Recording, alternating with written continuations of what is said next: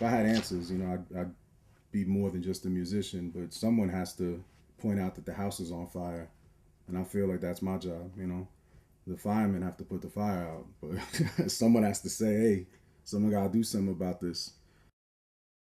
I grew up immersed in hip hop culture, so I was the little kid, the little shorty that hung out with the older heads. So I watched them spinning all the old school, disco break beats. You know what I mean, and funk break beats, and so that's what I grew up with. So I mean, like I was just sitting there, just waiting for my turn, for my chance to get on the tables. And I started as a DJ, and then from there, got into making beats, and then from there got into MCing. Hip hop is not really about being interested in it. I mean, it's my culture. It's what I breathe. It's what I am. It's who I am.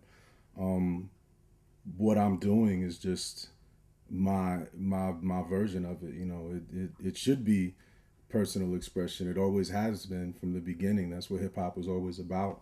So I always make the analogy that where the people that came before me, maybe their palette of influence was the James Brown and the more of the funk side of things.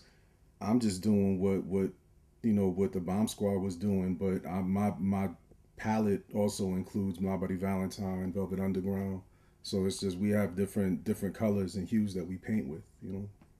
As a DJ, and especially as a hip hop DJ, it's like you always listen to music for the one part that you can use that can inspire you. And even if I'm not even talking sampling wise, really, I'm just talking.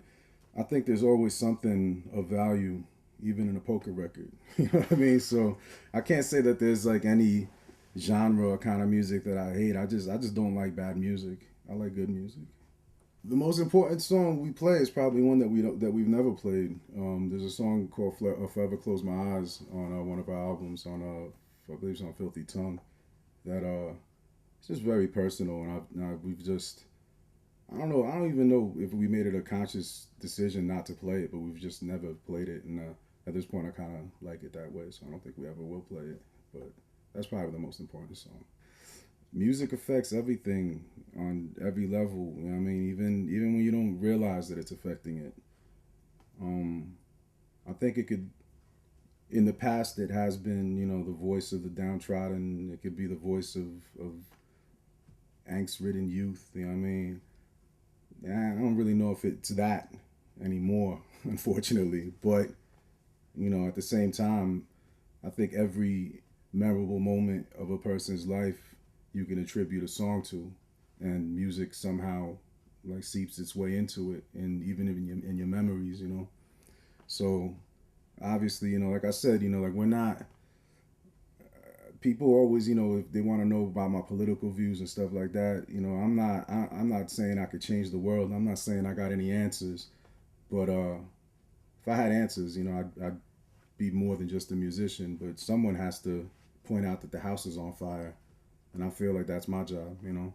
The firemen have to put the fire out, but someone has to say, "Hey, someone gotta do something about this."